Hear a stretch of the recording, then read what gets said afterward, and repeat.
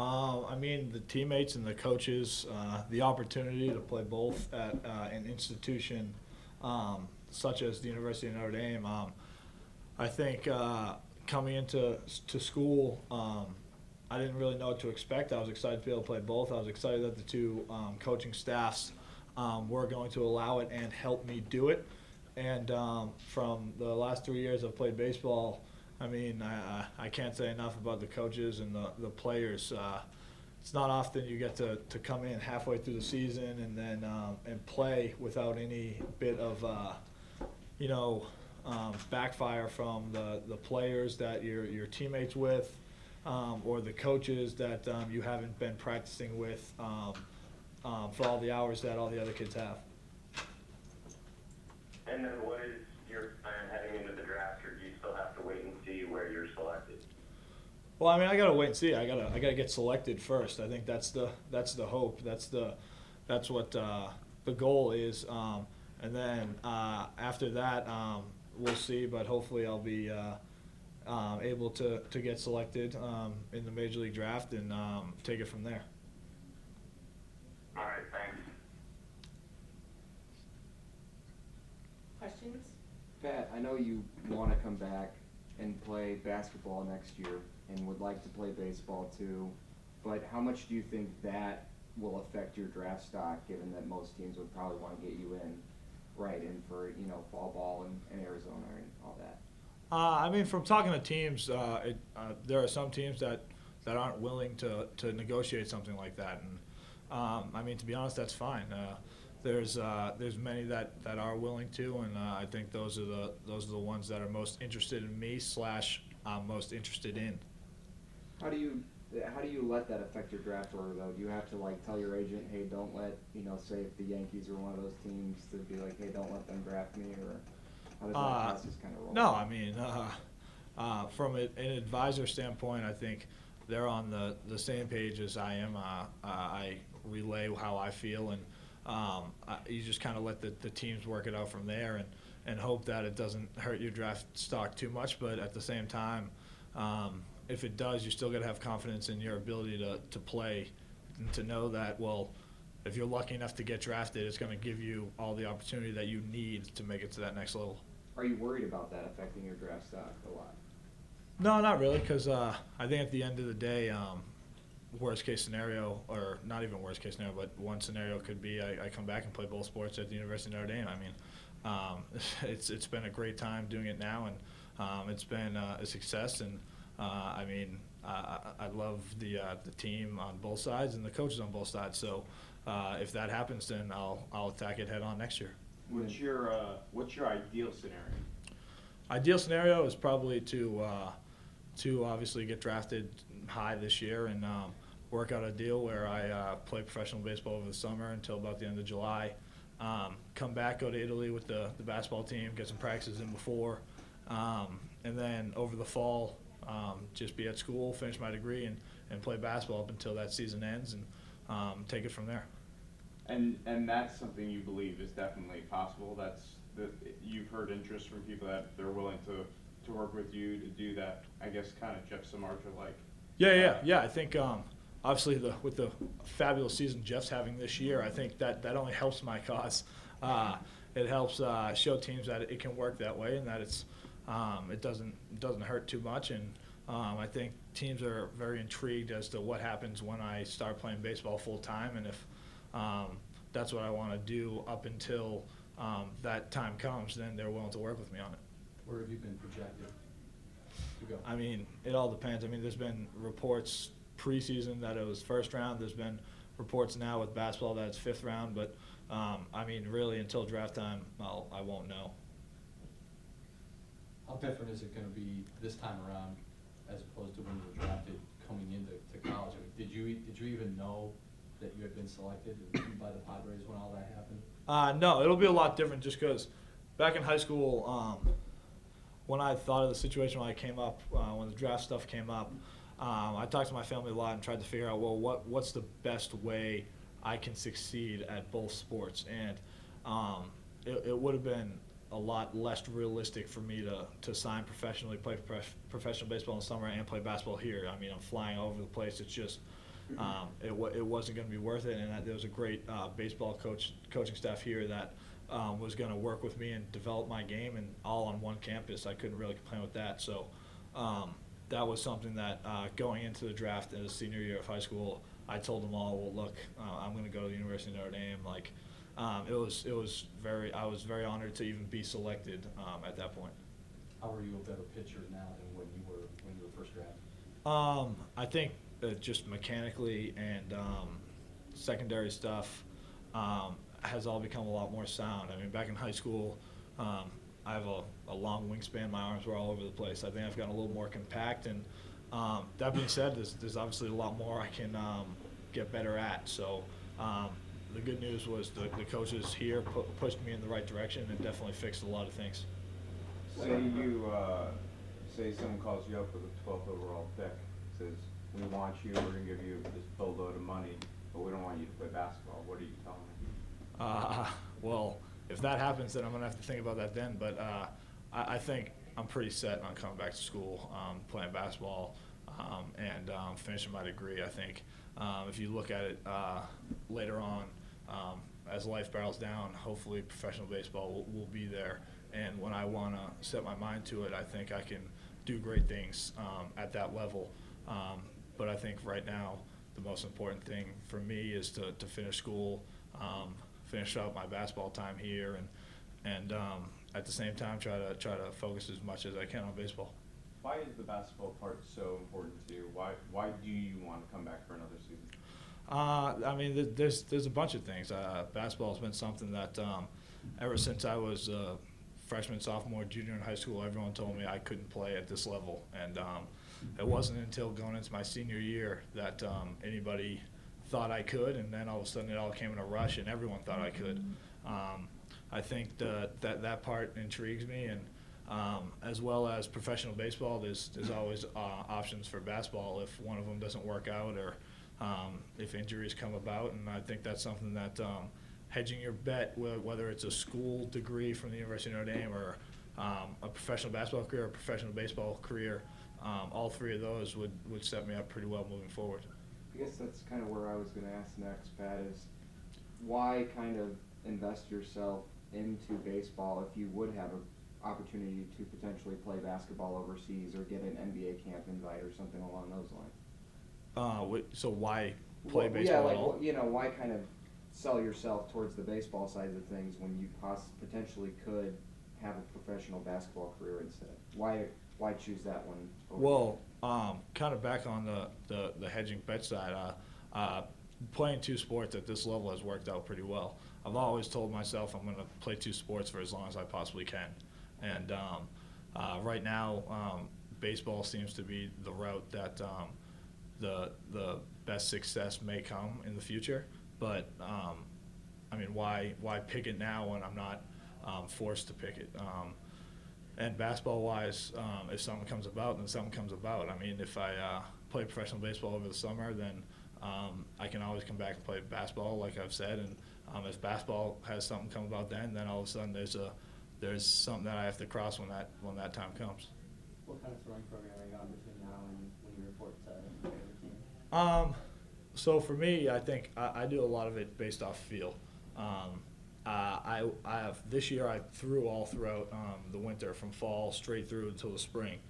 I don't think it's a bad idea to give my arm a few weeks to recover because I've been throwing. I threw last summer.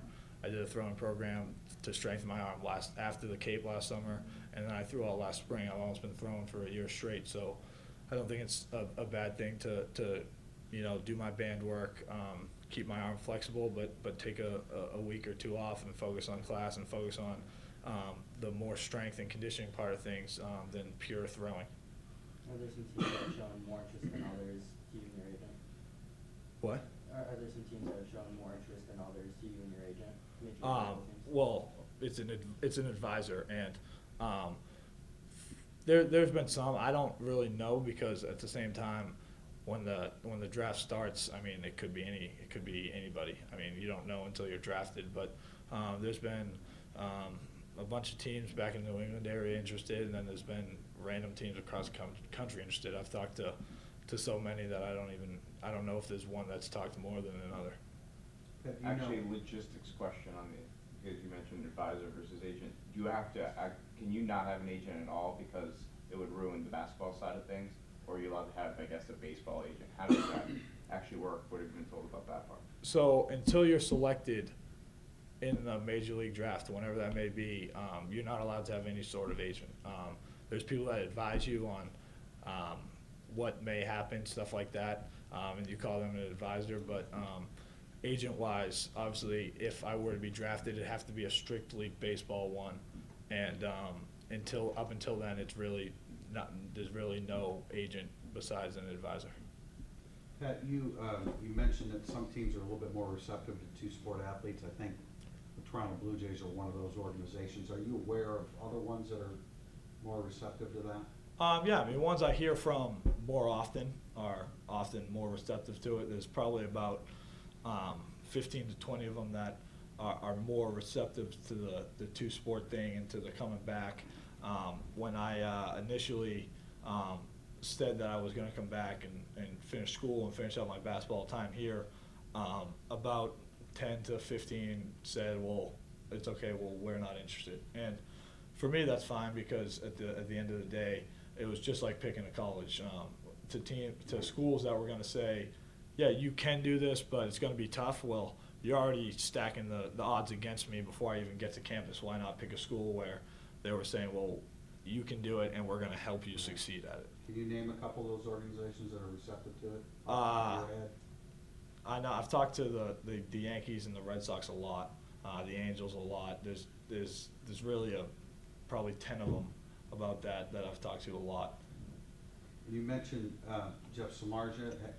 You had an opportunity to speak to him. I know he played football. It's different sports, but have you had that opportunity, or have you had an opportunity to talk to anyone that's done the basketball-baseball combination? Well, I've had an opportunity to talk to his brother a lot, Sam, and he's there's been a lot of similarities with Jeff and myself, and obviously he made it work out very well, and there was a lot of similarities between the way Russell Wilson and Jeff Samardzija did it when he was back in college as well. So I'm more or less trying to go along the same path. It'll be a little different this year because of the new CBA rules within the draft.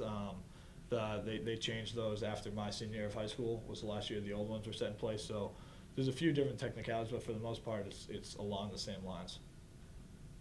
How close are you to your degree? After I finish this class, June 13th, I'll be 15 credits away a semester. How much easier would it be just to focus on baseball if you weren't such a main guy for hoops?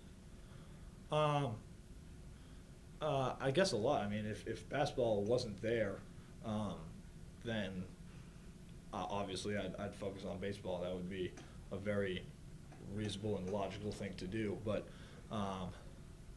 fortunately, basketball is there, and fortunately, I've been able to work myself into a position to have a big impact on this team, and that's something that I take pride in, and something that I want to stick around and help this team win. But basketball, too, like you said, help the team win. If you weren't a main guy in the rotation or a possible captain this year, would it be a little easier just to say, all right, I'm going to go baseball because, basketball, I'm there, but I'm not really a key guy. I mean, you're going to be one of the key guys in 14, 15. Yeah, it might be a little easier. I think one of the big things is also the school side of things. A lot of professional baseball teams counter that with, well, you can always come back and get your degree. But I mean, you look at guys once they go, and if they're succeeding as the way I want to succeed, they never come back. They focus primarily on baseball, and by the time before they know it, they're 35 years old. They're at the tail end of their career, and they have a family, and they still haven't done it. So I think one of the main reasons why I chose to come to college, besides the basketball portion of things, instead of just try to play professional baseball, was it's the correct time in my life to do school and to get a degree from such a great institution like this, and to play both sports. Can you take care of those 15 credits in the fall? Yeah, yeah. Any other questions? Mike, do you have any follow-ups? No, all set. Okay. actually, I've got one more. Just what will that moment be like? Do you think if you hear your name called in the first, 4 or 5 rounds, or first, 4 or 5 rounds? I mean, it'll be awesome.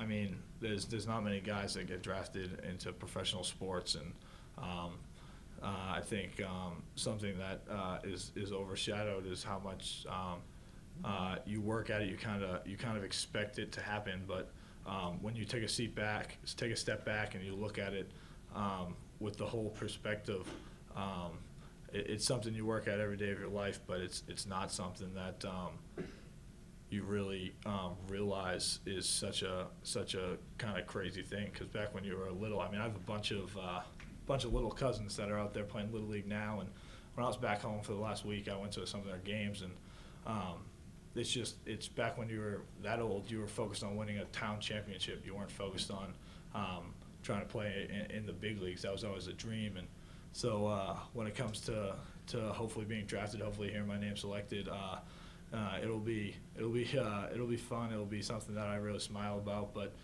it'll be something I take in stride and try to remind myself, well, it's not over once you get drafted. You got a long ways to go, especially when you're in Major League Baseball. With all the minor league organizations, you gotta focus and try to really succeed as quickly as possible at each level. Where will you watch it? What? Where are you gonna watch the draft? I'm not sure yet. I'll be out here.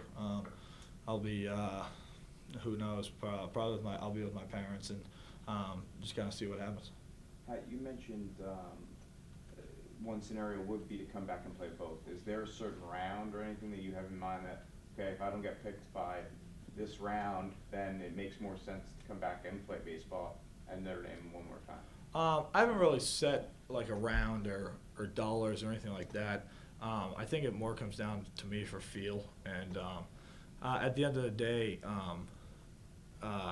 if I'm able to work out a deal to play professional baseball over the summer and come back and play basketball and get my degree, that's the deal I'm looking for. That's something I would be interested in whenever I'm drafted. But obviously, the lower down in rounds you go, I guess technically the higher the number of the round, the less inclined I would be to sign. It would be because I know the abilities I have in baseball, especially if I put my mind to it. And like I said, with the help of the coaches and with the ability to graduate in December, I'd be able to focus a lot of time on it second semester if it came down to that situation. What have the last 10 days been like to be able to kind of decompress and not have hoops and not have baseball, like, since you've been going since this time last summer? It's been nice. Home's not something I get to go around a lot, and so it's nice to get home, catch up with the family, see my godson, who I haven't seen much because he was born during the heart of basketball season last year, or the beginning of preseason. So it's nice to do that, but at the same time, for me, I guess I'm always eager to get back. I'm always eager to work harder at both sports, and summer school is the best time to do that because you don't have nearly as hard of a class load. I know it's expected, but just the news Jaron's coming back next year, what's your reaction to that? Well, I was joking with Bernie earlier. I told her I was going to tell you guys that I don't even like Jaron, but the fact of the matter is, me and Jaron are very close, and I'm excited for him to get back, probably just as much as he's excited to get back, and it'll be fun coming in my freshman year as the only freshman on the team, and now leaving with a kid who I've played all 3 years with. I mean, he redshirted his freshman year, so our first times playing were the same time, and it'll be cool to go through those 4 years playing side by side by him. And I think it'll be a tough backcourt, or 2-3, whatever you want to call it, to compete with.